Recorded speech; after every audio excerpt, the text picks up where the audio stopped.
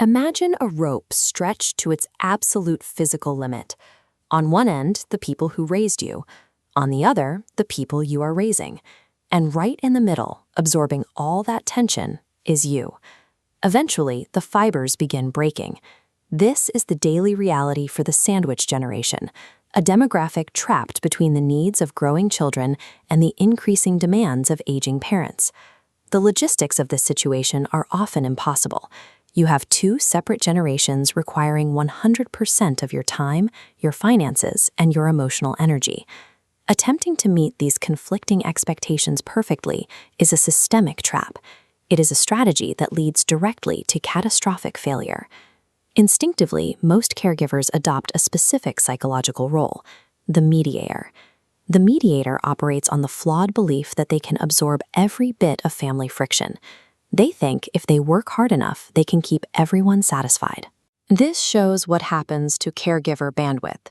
By trying to flow toward both sides at once, the central reservoir rapidly drains. The result is constant guilt and running on empty. Total depletion leaves you utterly incapable of helping anyone. It breaks the connection to both generations, defeating the original goal. Surviving this generational squeeze requires abandoning the mediator identity before you reach total emotional bankruptcy. You need a different strategy. You must move away from the role of the frantic mediator and become the stable, immovable anchor. An anchor does not try to stop the waves or control the storm. Its only function is to ground the ship so it isn't swept away. Stepping into this role means accepting that you cannot solve every problem.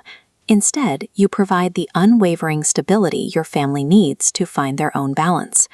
This stability is built on three specific, non-negotiable structural defenses. The first defense is realistic communication. This requires radical transparency. You must be clear with both your parents and your kids about what you physically and emotionally can and cannot do. The second defense is setting healthy boundaries. This is the difficult process of saying no to needy children or aging parents, despite the psychological pressure to comply. These boundaries act as a shield. They redirect incoming requests toward alternative pathways and delegated tasks, which protects your limited bandwidth. Without these hard structural boundaries, the anchor will drag across the seafloor and eventually fail under the pressure. The third mechanism is prioritizing personal well-being. This is how you address the empty cup syndrome at its source. There is a common myth that taking time for yourself during a family crisis is selfish. In reality, it is the only way to remain functional. This involves daily micro-maintenance. Stepping away for a short walk or taking one intentional deep breath resets your ability to handle the next challenge. Personal maintenance is a foundational requirement. It provides the weight that allows the anchor to hold its ground for everyone else. When the anchor framework is in place, the entire family dynamic begins to stabilize. A centered caregiver operates with a strategic advantage. You can navigate emotional drama without being consumed by it. Securing your own physical and mental health is the first step towards being a reliable source of support.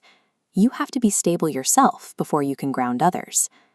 Surviving the sandwich generation is difficult, but structural boundaries and consistent self-care turn an overwhelming burden into a manageable reality.